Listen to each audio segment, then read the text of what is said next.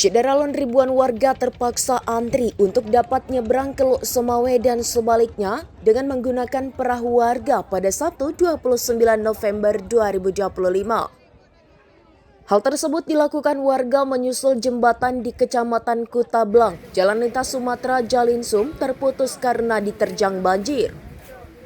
Berdasarkan pantauan di lokasi, warga menyediakan jasa 4 angkutan perahu untuk fasilitas warga nyebrang yang tertahan beberapa hari di sana. Terlihat sejumlah warga antri di bantaran sungai. Mereka terlihat berebutan untuk dapat jatah naik ke atas perahu.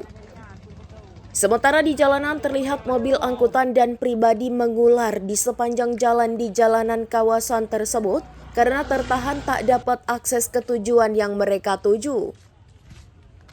Untuk diketahui, jembatan Kutablang merupakan akses utama di Jalan Lintas Sumatera, baik dari arah Banda Aceh menuju Medan maupun sebaliknya.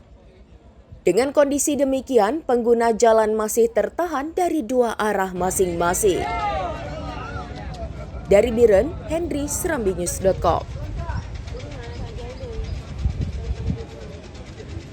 Download Tribun X sekarang, menghadirkan lokal menjadi Indonesia.